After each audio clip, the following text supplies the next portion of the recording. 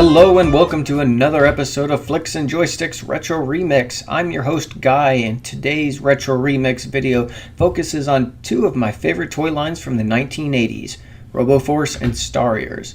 One cool thing has happened since the release of the original video. John Kent, who is the owner of Toyfinity, dropped a comment, and we actually built a friendship starting from there. Not only is he doing Robo Force, he's also brought back a number of Ideal Toys properties such as Mortals, Manglores, Zeroids, Star Team, and Rocks and Bugs and Things. What's funny is I had never heard of Rocks and Bugs and Things until meeting John, and it's a really awesome toy. How could I have possibly missed this? This is freaking awesome. I don't know what happened, but clearly it was not on my radar, and that was a tragedy. It's really cool to see how Toyfinity is blending together the lore of all these previously unrelated products into this one big cool universe. In any case, Robo Force was one of my childhood favorites, and the fact that somebody loves and cares about it even more than I do to bring back the property and create this all new story for it is really awesome. In any case, here's the original video.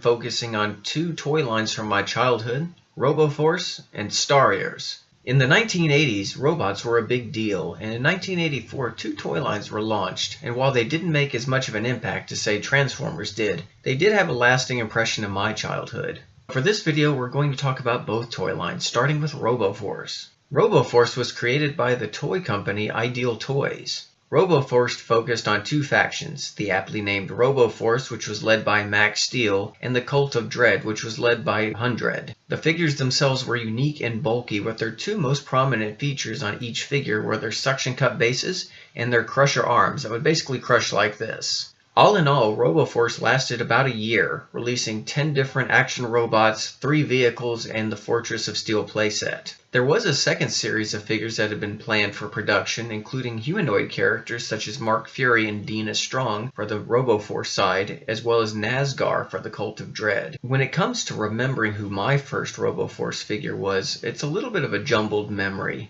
It's a little bit of a tie between Max Steel, Hundred, or Blazer. Although I do have memories of trying to unwrap Hundred under the Christmas tree one year, much to my mom's dismay. I do also remember having the Robo Cruiser Robot Defender vehicle, being able to scoop up other robots with that giant claw, and also the big doors that held the other figures on the side. There was a cartoon based on Robo Force, although it only had one episode to it. The episode was known as The Revenge of Nazgar. It focused on scientist and robot creator Dr. Fury, who had been captured by the Cult of Dread. 10 years later, on the planet of Zeton, both Mark Fury and Dina Strong fought with the Robo Force to stop the Cult of Dread from resurrecting Nazgar. As far as episodes go, I can see why they weren't able to adapt Robo Force into an entire series. The action features didn't really translate well to animation.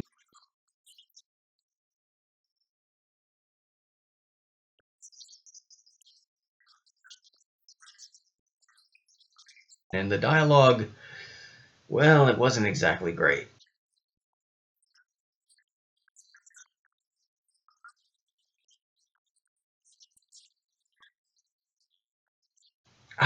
Gripping dialogue. While I've been able to find the episode online, it has been released to video on the second volume of the Challenge of the GoBots DVD. Why GoBots? Who knows, but hey, robots, right? Although Robo Force was a very short-lived toy line, in 2013, toy company Toyfinity brought back the Robo Force, changing Max Steel to Max Zero and giving him new adventures against Nazgar and Hundred. As a kid, I really enjoyed Robo Force. The robots were interesting and well designed, the vehicles were big and had some cool action features. Though the toy series was short-lived, each robot came with a series of mini-comics, and there were also cool merchandise you could buy at the time. I was even a button-carrying member of the Robo Force fan club back in the day. The story focused on the planet of Zeton and the Robo Force's battles within the city of Celestia. There wasn't too much to go on past that versus the interpersonal battles that the robots had, and an occasional appearance or so by Mark Fury. Honestly, I don't know how he would have fit into the vehicles anyway, so it would have caused some size complications. The other toy line that I wanted to focus on is the Starriors line from Tomy. Starriors had an interesting backstory to it. The Earth was ravaged by solar flares, and fleeing destruction, mankind goes underground. In its place, it designed 3 types of robots: the Protectors, who were designed to care for the Earth,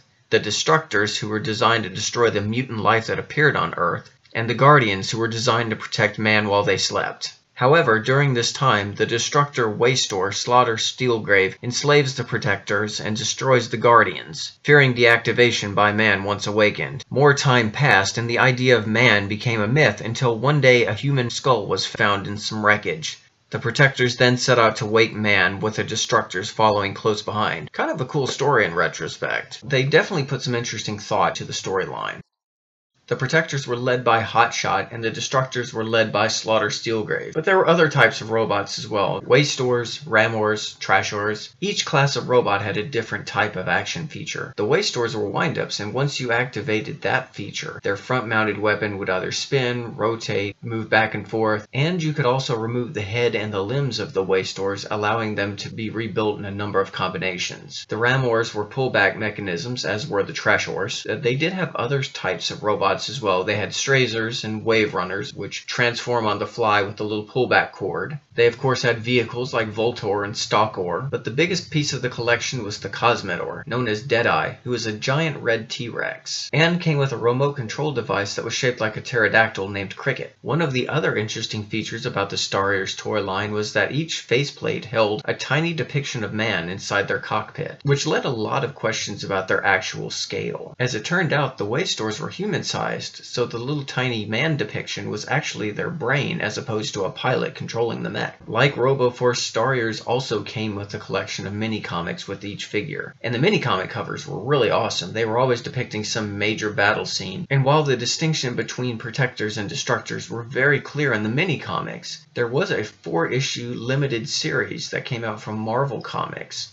Unlike the toy line, which depicted open-ended play, the 4-issue series actually had a finite ending in which they actually did succeed in finding man at the end. The Marvel Comics series was written by Louise Jones Simonson, and the art was done by Mike Chen, and allowed more of a chance to provide backstory to the characters' personalities. There were a few interesting characterizations that some of the robots had. Some of the more notable ones were Deadeye and Cricket. While Deadeye was a giant T-Rex, he was completely blind and contained the soul of a poet. His scout, Cricket, was a deaf mute and could only respond to Deadeye through a series of clicks. Two of the smaller Trasher characters, Nipper and Tinker, were actually depicted as in love with each other and having a steady and stable relationship. And the Destructor Sawtooth was actually secretly sympathetic to the Protectors and would actually help them out in their quest for man. Unlike Robo Force, Starriors actually did get a small, limited second wave of figures, although I don't believe they resonated as well, and are harder to find today. While the Starriors line had a number of diverse action features, a lot of the characters other than color changes did look very similar to one another, which may have led to them not being as popular as the uniquely diverse Transformers line. As far as my own childhood memories go, I believe my first figure in the Starriors line was Gouge, the Destructor. He was given to me as a birthday present, and while I hadn't been in the line at the time, my interest in Starriors grew, and I did collect a number of the figures, and I had also gotten the Battle Station playset, which came with the Scorpion Guardian Stinger. The Battle Station was another great 80s playset with its detachable snake head, secret hatches, and overall cool design. While the Starriors line has never made an official comeback, the character designs have been used for future toy lines. While the Robo Force and Starriors lines never exactly took off, and most people don't really remember them today, you can really tell there was a lot of care and excitement in launching these new product lines. Even today, the character depictions of the robots in battle still look really cool. How could any kid not be excited to see all these robots fight and find their big overall story? And in preparing for this video, I did take a moment to reread the Starriors comic from Marvel. And for what it was, it's a lot of fun. There's a lot of high action, a lot of character drama, a lot of characters actually switch sides with each other, so you kind of find out where everyone's loyalties lie. And it's not exactly a black and white story, and that actually made it interesting. There was talk of a Starriors animated series, but after seeing the Robo Force one, I think I'm good.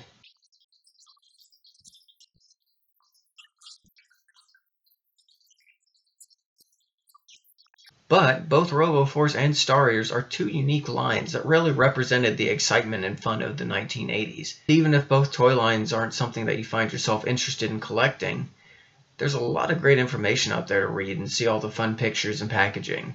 They really did put a lot of heart into these two series, and it's a shame they didn't resonate in at least some small way, even today.